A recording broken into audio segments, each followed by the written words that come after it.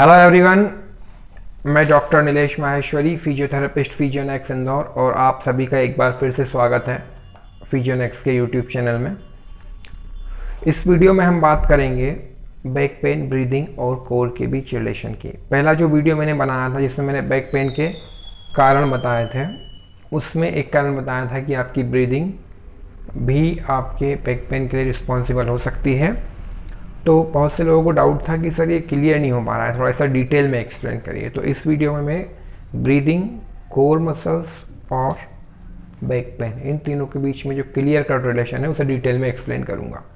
तो वीडियो को शुरू करने से पहले मैं आप सभी लोगों से रिक्वेस्ट करूँगा कि अगर अब तक भी आपने चैनल को सब्सक्राइब नहीं किया है तो चैनल को सब्सक्राइब कर लें, बेल आइकन को प्रेस कर लें ताकि आपको वीडियो और वीडियो के नोटिफिकेशन मिलते रहें। तो चलिए वीडियो में आगे बढ़ते हैं। देखिए, जब हमें एक्यूट बैक पेन होता है, कौन सी कंडीशन की हम बात कर रहे हैं, जो जर्नलाइज बैक पेन का कारण होता है कि बहुत से लोग के साथ ये होता है, बहुत से लोग आगे झुकते हैं, कुछ वजन उठाने जाते हैं, उठा ही नहीं पाते, या वजन को नीचे रखने जाते हैं, रख ही नहीं पाते और बीच में ही अटक जाते हैं, या इवन कभी कभी तो कोई वेट होता ही नहीं है, नीचे झुकते हैं, सीधे ही नहीं हो पाते। इसका क्या कारण है तो इस वीडियो में हम डिस्कस करेंगे, और ये रिपीट होता है बार बार लोगों के साथ। देखिए, सबसे पहले क्या होता है, आपका जो ब्रीदिंग पैटर्न है और कोर है और बैक है, उसके रिलेशन को समझिए। ब्रीदिंग का जो सबसे मेन मसल है डायफ्राम, आपको पता है डायफ्राम कहाँ पे रहता है, एब्डोमेन और चेस्ट के बीच में एक ऐसा ट्रांसवर्स मसल रहता है डायफ्राम। डायफ्राम के दो मेन काम है, यानी जो फंक्शनल डायफ्राम रहता है वो दो काम एक साथ कर सकता है, ब्रीदिंग और पोस्चर मेंटेन करना या इंट्रा एब्डोमिनल प्रेशर मेंटेन करना। यानी आपका जो डायफ्राम है उसके दो काम है, एक तो ब्रीदिंग करना और एक ये इंट्रा एब्डोमिनल प्रेशर मेंटेन करना। मतलब जब आप वेट उठाते हैं, आप इसे समझिए, जब आप हेवी वेट उठाते हैं, जो वेट आपको हेवी लगता है, उस टाइम आप क्या करते हैं, ये पूरा जो बीच वाला कोर वाला एरिया है, यहाँ पे आप ब्रीदिंग रोक करके इसको टाइट करते हैं होल्ड करने के लिए, है ना। यानी इंट्रा एब्डोमिनल प्रेशर मेंटेन करते हैं हेवी वेट उठाने के लिए। यहाँ तक बात समझ में आई।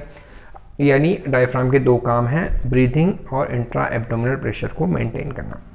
ये दोनों काम को एक साथ कर पाना फंक्शनल डायफ्राम की निशानी है। लेकिन जैसे जैसा आपका डायफ्राम अनफंक्शनल होता जाता है, आपके कोर मसल वीक होते जाते हैं, तो वहाँ पे दो चीज़ें होती हैं, आपका डायफ्राम अपनी डुअल फंक्शनलिटी खोने लगता है। वो एक बार में एक ही काम कर पाता है, या तो वो ब्रीदिंग कर पाता है या इंट्रा एब्डोमिनल प्रेशर मेंटेन करके यहाँ पर पोस्चर को मेंटेन कर पाता है। इसलिए आपने देखा होगा कि जब जिस व्यक्ति का कोर वीक होता है, या धीरे धीरे जो लोग वीक होते जा रहे हैं, उन्हें छोटा छोटा वजन उठाने के लिए भी ब्रीथ को होल्ड करना पड़ता है। क्यों? क्योंकि कोर वीक हो चुका है और जो डायफ्राम है वो पोस्चर और ब्रीदिंग फंक्शन एक साथ नहीं कर पाता। यानी वो जब इसको प्रेशर को होल्ड करते हैं, इंट्रा एब्डोमिनल प्रेशर को होल्ड करते हैं, तो उनकी ब्रीदिंग रुक जाती है, अनकॉन्शियसली होता है, आपको समझ नहीं आता।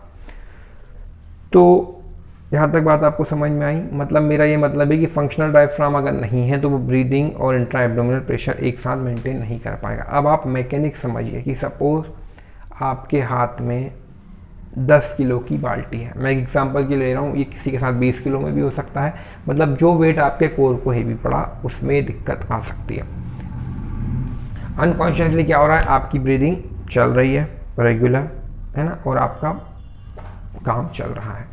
अब आपने सपोज एक बाल्टी उठाई 15 लीटर की या 10 लीटर की, आपने बाल्टी उठाई, उस बाल्टी को आप लेके जा रहे हैं। कहाँ पे लेके जा रहे हैं? सपोज आप सीढ़ी में चढ़े या घर में एक हिस्से से दूसरे हिस्से में लेके गए, आप वो बाल्टी को लेके गए, आपकी कोर धीरे धीरे वीक हो चुकी है। इसका मेन कारण रहता है कोर की वीकनेस।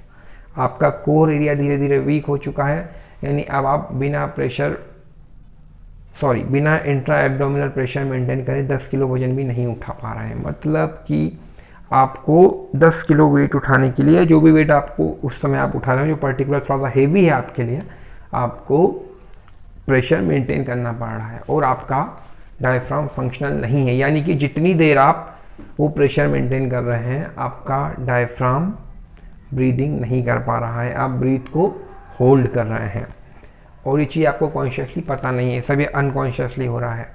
अब धीरे धीरे क्या हुआ, आप चलते गए चलते गए चलते गए और आप नीचे झुके। अब ब्रीदिंग मस्ट है, जीने के लिए ब्रीदिंग मस्ट प्रोसेस है, ये आप बात जानते हैं।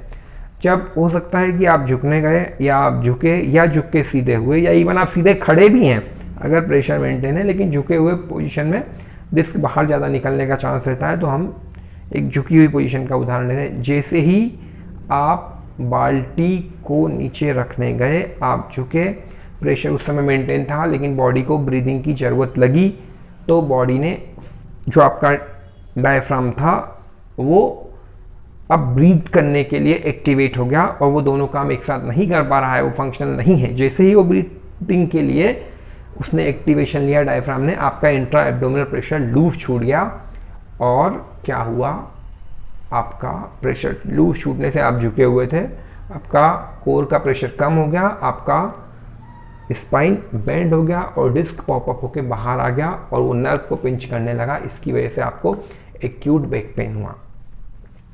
देखिए मैं एक बार और थोड़ा सा खड़े होकर आपको एक्सप्लेन करने की कोशिश करता हूँ, आपको और अच्छे से समझ में आएगा। फंक्शनल डायफ्राम दोनों काम कर रहा है,